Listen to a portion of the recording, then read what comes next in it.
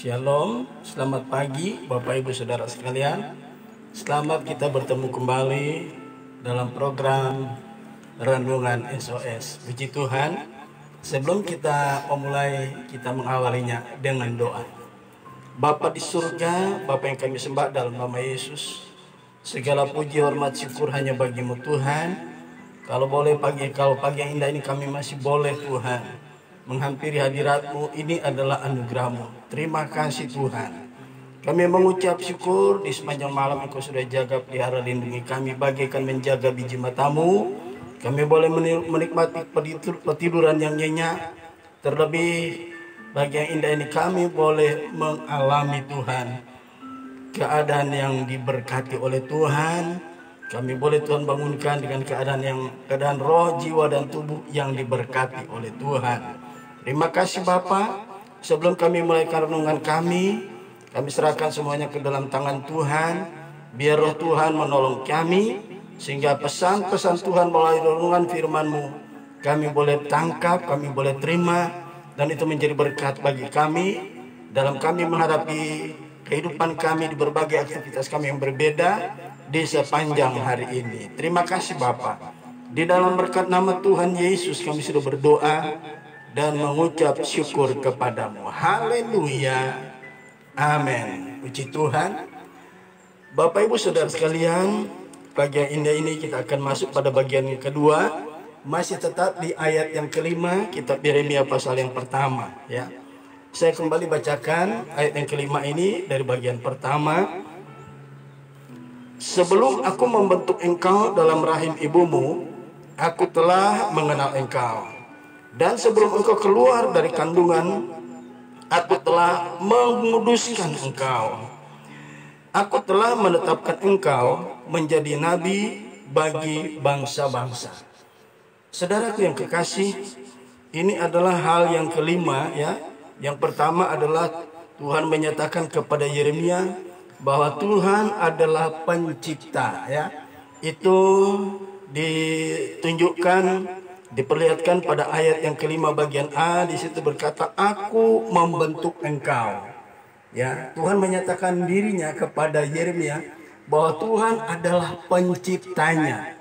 Yang kedua dikatakan ya, aku telah mengenal engkau. Ya, jadi sebelum Yeremia itu lahir, ya, sebelum Yeremia itu dikandung oleh ibunya, Tuhan mengatakan, aku telah mengenal engkau.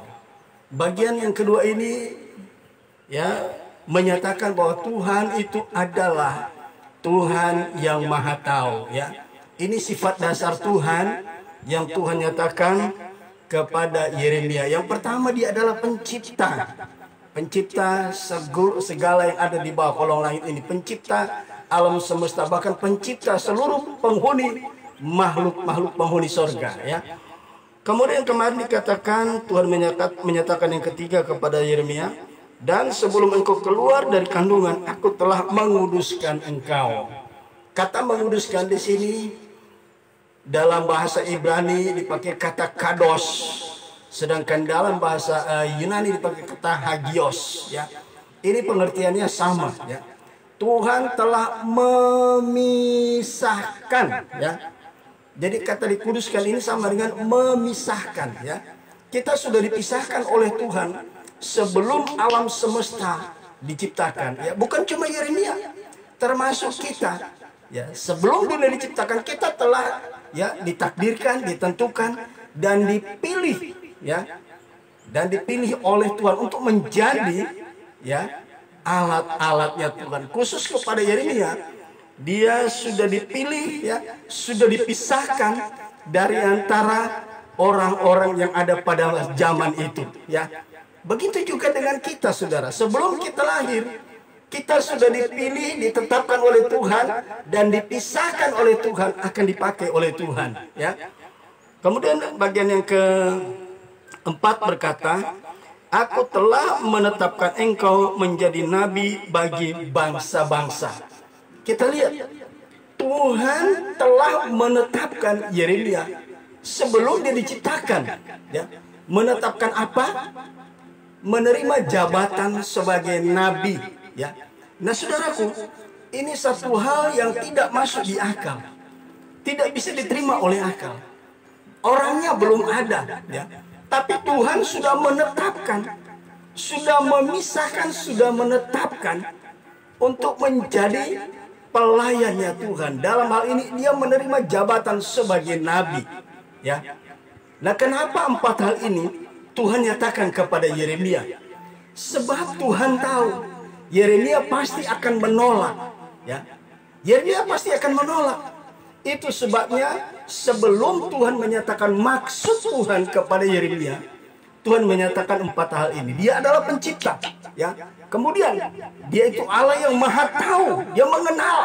Sebelum dikandung dalam kandungan ibu-ibunya, Tuhan sudah mengenal. Ketiga, ya, Tuhan telah memisahkan, ya, mengkhususkan, ya, bukan hanya Yeremia, tapi kepada kita juga berlaku hal yang sama, ya.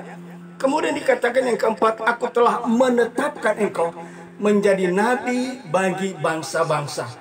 Ingat, Yeremia adalah orang Israel, tapi di sini kata bangsa disebut 2 kali, menjadi nabi bagi bangsa-bangsa. Ya, saudaraku, kita lihat kalau kita kembali kepada ayat yang pertama, mari kita baca di ayat yang pertama. Inilah perkataan-perkataan Yeremia bin Hilkiah dari keturunan imam yang ada di Anatot di tanah Benyamin.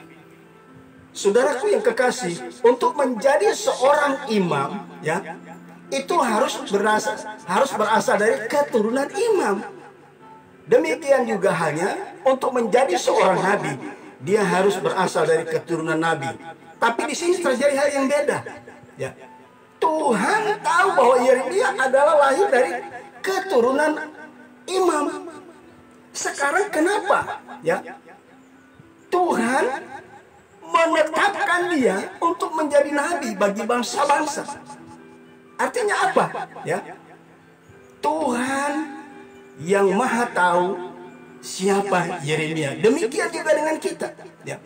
Status Yeremia bukan lagi imam, ya. Imam tugasnya melayani pekerjaan Tuhan di kemah suci, ya. Dan setelah zamannya Salomo, ya, apa yang terjadi? Para imam itu bekerja di bait Allah, ya. Tetapi seorang nabi, dia tidak bekerja di kemah suci atau bait Allah, ya. Jadi tugas seorang imam dan tugas seorang nabi itu berbeda. Kalau imam menjadi perantara antara umat Allah terhadap Allah, ya. Tetapi kalau nabi, ya, nabi itu tugasnya menjadi penyambung lidah Allah, ya. Ini bedanya, ya. Jadi kalau bisa dibilang, tanpa Yeremia menyadari, Tuhan mampu merubah keadaan, ya, status kita, ya. Begitu juga dengan strata hidup kita bisa diubahkan oleh Tuhan, ya. Harusnya seorang imam cuma bekerja di bait Allah. Ya, skupnya skup, ya, kalau boleh dibilang skup wilayah lah kira-kira begitu, ya, atau skup daerah, wilayah pelayanan, cuma sekitar wilayah di mana dia dipercayakan. Ya, pada zaman Israel dahulu, ya, ada sinagoge, tapi ada juga bait Allah, ya. Tapi kalau seorang nabi itu bekerja, jabatannya lebih luas, ya. Dia bisa kemana saja Tuhan suruh, ya. Dan memang harus berasal dari keturunan nabi. Jadi Tuhan bisa merubah status keadaan hidup kita, strata kehidupan kita. Tuhan bisa mengubah, saudara, ya. Bagi Tuhan tidak ada yang mustahil. Nah, ini yang disebut dengan kasih karunia, ya. Jadi kasih karunia bukan baru ada di zaman perjanjian baru. Di zaman perjanjian lama sudah banyak kasih karunia yang diperlihatkan oleh Tuhan kepada orang-orang pilihannya, saudaraku, ya. Jadi bagaimanapun keadaan kita, dimanapun strata kehidupan kita, strata sosial kita, ya, kita bisa diubahkan oleh Tuhan. Tuhan mengubah miskin dan menjadikan kaya. Dia merendahkan dan meninggikan juga. Tuhan mampu merubah keadaan kita. Orang Manado bilang naik kelas, Yeremia. Tadinya kerjanya cuma di bait Allah, di bait Allah ya, menunggu giliran. Kalau seorang nabi, ya tugasnya luas. Dia bisa keliling seluruh Israel. Bukan hanya kepada bangsa Israel, tetapi kepada bangsa-bangsa lain. Ya, sebab Yeremia akan dipakai Tuhan sebagai nabi bagi bangsa-bangsa lain juga. Ya, ketika bangsa Israel dibuang di Babel selama 70 tahun. Ya, jadi saudaraku, di sini betapa pentingnya kita harus memahami bahwa Tuhan mampu merubah strata kehidupan kita, ya, dari yang tidak baik menjadi baik, ya. Ya, dari kelas yang berbeda naik kepada kelas yang lebih tinggi, ya. Inilah. Jadi bukan seperti kata orang, ya. Kalau kita sudah ditakdirkan miskin, ya tetap miskin. Tidak berlaku seperti itu, saudara. Tergantung bagaimana Tuhan, ya, mengadakan kehidupan kita, ya. Dia bisa merubah keadaan kita, ya, menjadi lebih baik, menjadi lebih baik. Kalau di zaman perjanjian lama dikatakan, aku mengangkat engkau menjadi kepala bukan ekor, ya. Kita akan diangkat oleh Tuhan, merubah strata kehidupan kita, ya, merubah keadaan kita dan segala hal. Saudaraku yang kekasih, betapa pentingnya. Nah, seorang nabi yaitu akan menyampaikan hal-hal yang dari Allah kepada umat Allah. Salah satu contoh kita lihat, ya, Amos pasal 3, ya. Kita lihat Amos pasal 3 ayat yang ke-7, ya. Amos pasal yang ketiga ayat yang ke-7. Jadi tugas para nabi itu lebih tinggi daripada tugas seorang imam. Ini jabatan-jabatan yang ada di dalam, ya, kerajaan sorga, ya, kerajaan Allah yang ada di muka bumi ini, ya. Amos pasal 3 ayat yang ke-7, ya. Amos pasal yang ketiga ayat yang ke-7. Demikian bunyi firman Tuhan. Amos yang ketiga ayat yang ke-7. Sungguh Tuhan Allah tidak berbuat sesuatu tanpa menyatakan keputusannya kepada hamba-hambanya para nabi, ya. Sebelum Tuhan memberikan penghukuman karena sebagai akibat kesalahan yang dilakukan umat Allah, dia menyampaikan dulu, ya, pesan dari Tuhan kepada umat Allah, ya. Jadi segala sesuatu hukuman Tuhan yang akan diberlakukan kepada umat Allah sebagai akibat, ya, dari perlakuan orang Israel, ya, yang menyembah berhala, ya, yang membelakangi Tuhan, hidup tidak sesuai dengan kehendak Tuhan, maka Tuhan akan menjatuhkan penghukumannya. Tapi sebelum penghukumannya itu sudah jatuh, dia mengutus seorang nabi untuk memberitahukan terlebih dahulu akan adanya penghukuman yang akan terjadi. Salah satu contoh, ya, kita tidak perlu buka, ya. Pada masa bangsa Israel menyembah berhala, ya, bangsa Israel menyembah berhala pada zaman Raja Ahab, apa yang terjadi, ya? Sebelum penghukuman Allah jatuh, ya, apa yang terjadi? Tuhan mengutus Nabi Elia, ya. Tuhan katakan kepada Elia, pergilah, perlihatkan dirimu kepada Ahab, beritahukan bahwa tahun-tahun ini tidak akan ada embun maupun hujan yang akan turun ke bumi kecuali yang seperti firman Tuhan melalui Nabi Elia. Nabi Elia memberitahukan kepada Ahab, Raja Ahab, bahwa selama tahun-tahun ini, selama 3,5 tahun, tidak akan turun hujan. Sebagai bukti, sebagai akibat penyembahan mereka terhadap berhala, tidak akan turun hujan.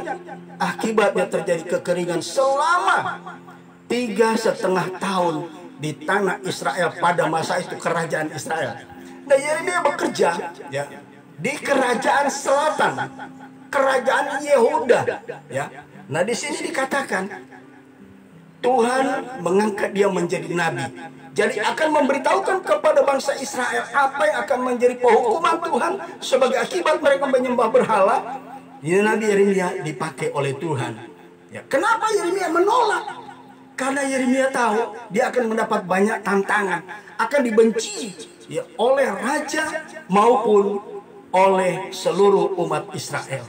Ya, salah satu contoh, ya, Nabi Elia, ya, dia memberitahukan penghukuman yang akan datang, akan terjadi kekeringan selama 3,5 tahun. Ya, ini tugas seorang nabi, menyampaikan penghukuman Allah yang akan dijatuhkan sebagai akibat bangsa Israel menyembah berhala. Yang kedua, tugas daripada seorang nabi adalah, ya, mau Tuhan pakai menegur kesalahan para raja yang memerintah. Salah satu contoh misalnya, ya, ketika sekali peristiwa, ya, biasanya setiap pergantian tahun bangsa Israel itu harus pergi berperang, mengalahkan, ya, bangsa-bangsa yang belum dikalahkan ketika mereka masuk ke tanah perjanjian. Tetapi sekali peristiwa Daud tinggal di Yerusalem. Pada waktu senja hari, sore hari, ya, di mana dia jalan-jalan di atas soto istananya, sementara panglima perangnya dengan pasukan Israel, pasukan Israel pada masa itu pergi berperang. Yoab sebagai panglima perang memimpin pasukan Israel dan mereka mengalami kemenangan di dalam peperangan. Tetapi Daud, dia tidak ikut serta dalam peperangan. Seharusnya Daud mengikuti mereka dalam peperangan, ya, sebagai pemimpin, dan dia memberikan motivasi kepada para panglima perang dan para pasukan perang. Tetapi sebagai akibat Daud tidak ikut dalam peperangan, dia jatuh ke dalam dosa. Pada sore hari dia berjalan-jalan di atas soto istananya. Dari atas soto istananya dia lihat apa? Batseba sedang mandi, ya. Dan apa yang terjadi? Kita tahu terjadilah, ya, hal yang tidak diperkenan Tuhan, di mana Daud mengambil Batseba, ya, meniduri Batseba, dan akhirnya apa, saudaraku?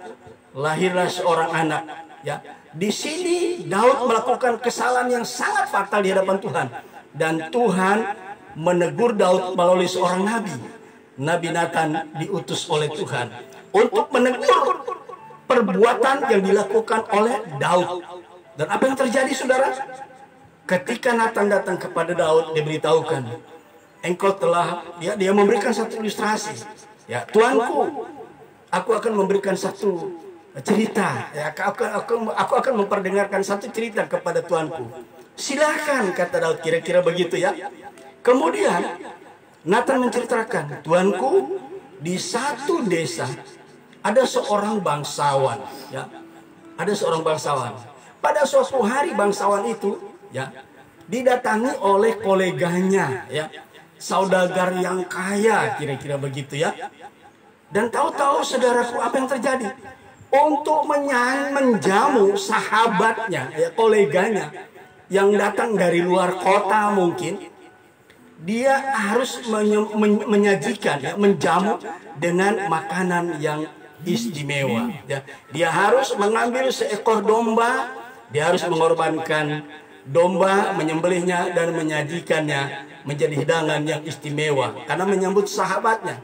Tapi apa yang terjadi, ya? Dia cerita kepada Daud, bangsawan ini begitu banyak dombanya. Nah, di desa itu ada seorang yang miskin, cuman punya satu ekor domba, ya.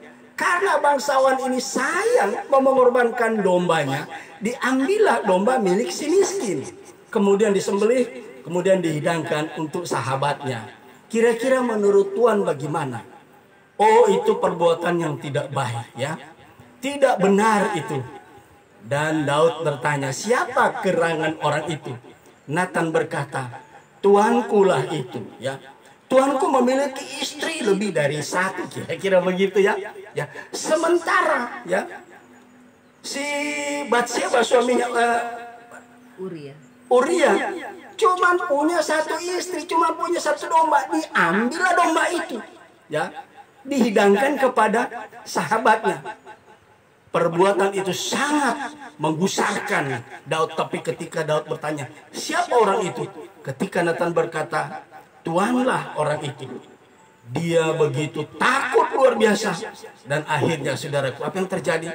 Di situ sadarlah Daud. Jadi tugas seorang imam berbeda dengan tugas seorang nabi. Seorang nabi harus berani mengambil risiko. Jabatan sebagai nabi itu harus berani menegur raja. Imam tidak berani menegur raja, tidak berani. Yang berani adalah seorang nabi, ya. Nabi adalah penyambung lidah Allah. Dia menyampaikan penghukuman sebelum penghukuman terjadi. Dia beritahukan melalui seorang nabi, baik perbuatan seseorang maupun perbuatan suatu bangsa, ya. Kita lihat betapa Yeremia, dia menyadari dia tidak berani, ya. Dia takut, ya. Allah menyatakan 4 hal ini kepada Daud. Dia adalah pencipta, ya. Dia mengenal, dia maha kuasa, dia maha tahu. Ya. Kemudian dia telah memisahkan Yeremia. Kemudian dia telah menetapkan menjadi nabi. Saudaraku, itulah bagian ayat yang pertama, ada 4 hal yang Tuhan menyatakan kepada Daud. Saudara tahu apa respon daripada Daud? Ya, respon daripada Yeremia. Kita baca ayat yang ke-6. Ayat yang ke-6 berbunyi, maka aku menjawab, Tuhan Allah, sesungguhnya aku tidak pandai berbicara, sebab aku ini masih muda. Ya. Yeremia menolak secara halus karena dia menyadari satu, dia dari keturunan nabi. Tapi Tuhan menyatakan dia Allah yang maha kuasa berdaulat penuh atas setiap ciptaannya, termasuk Yeremia. Tuhan mengangkat Yeremia dari seorang imam yang berkutat cuma di kemah suci atau bait Allah. Dia diangkat menjadi nabi. Dia bisa keliling seluruh Israel. Ya, bisa keliling seluruh Israel. Bahkan bisa mengutus kepada raja-raja yang tidak mengenal Allah untuk menegur dan selain sebagainya. Ya, apa yang terjadi, saudara? Itu sebabnya Tuhan menyatakan 4 hal ini karena Tuhan tahu Yeremia pasti akan menolak. Ya, ayat yang ke-6 artinya Tuhan Yeremia menolak. Ya, tidak mau menerima jabatan itu. Itu sebabnya Tuhan nyatakan 4 hal itu. Ya, ayat 6 berkata, maka aku menjawab, Tuhan Allah, sesungguhnya aku tidak pandai berbicara. Ya, aku tidak pandai berbicara, sebab aku ini masih muda. Kita lihat Yeremia menolak secara halus. Dia meresponi panggilan Allah dengan menolak. Dia punya alasan apa? Dia tidak pandai berbicara. Yang kedua, dia masih muda. Saudaraku, siapapun kita, kalau mau dipakai Tuhan, jangan sampai kita berdalih. Sebab kalau Tuhan memakai kita, Tuhan yang akan memberikan kemampuan kepada kita. Ya, apapun tugas itu, pelayanan itu berat, Tuhanlah yang menolong kita. Sebab melayani Tuhan bukan karena kuat dan gagah, tapi oleh karena roh Tuhan. Ya, bukan kuat, bukan gagah, tapi rohku, kata Tuhan. Amin, saudaraku. Kita melayani Tuhan bukan dengan kuat dan gagah kita, tapi karena kekuatan dari Roh Kudus, ya, yang akan memampukan kita melayani Tuhan. Nah, saudaraku yang kekasih, apapun yang menjadi profesi kita, pelayanan kita, kita harus mengucap syukur. Jangan sampai kita berdalih, apalagi menolak panggilan Tuhan atas hidup kita. Sebab Tuhan yang akan memampukan kita, saudaraku. Puji nama Tuhan, saya percaya, saudaraku, pagi yang indah ini, ya, marilah kita jangan seperti Yeremia yang tadi dia menolak dan Tuhan tidak suka. Kalau orang dipilih Tuhan, ditetapkan Tuhan, sudah dipisahkan Tuhan, mau menolak, apalagi kita lari dari panggilan. Kita sudah lihat akibat daripada penolakan, ya, daripada Yunus diutus ke Niniwe, dia lari ke tempat lain. Apa yang terjadi? Ya, gelombang menghantam di tengah perjalanan, dia mau lari, diutus ke Niniwe, dia lari ke Tarsus. Tapi di tengah perjalanan pelayaran itu, gelombang datang dan kapal hampir tenggelam.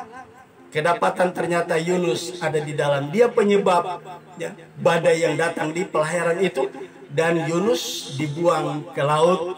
Dan Tuhan mengirim seekor ikan paus menelan dia dan memuntahkan dia ke Niniwe. Saudaraku yang kekasih, jangan meninggalkan pelayanan, ya. Dan jangan menolak kemanapun Tuhan percayakan kita. Apapun tugas itu, berat apapun.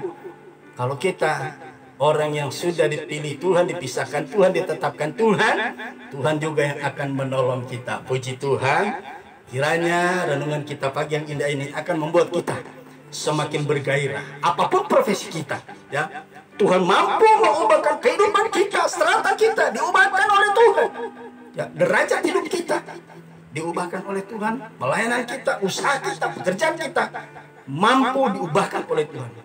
Ya, ada kan pujian? Tuhan mengubah miskin dan menjadi kaya. Puji Tuhan. Sebelum kita akhiri renungan ini, kita dengarkan dulu satu pujian bagi Tuhan. Haleluya.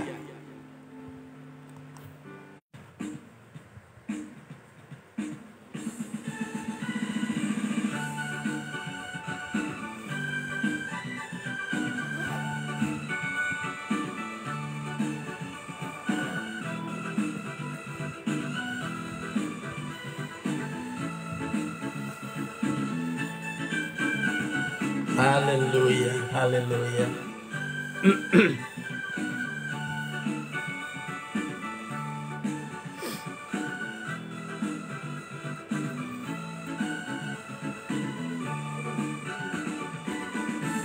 Begitu besar kasih Allah pada kita,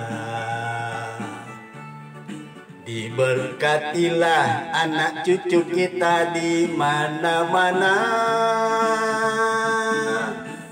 Tuhan mengubah miskin dan menjadikan kaya.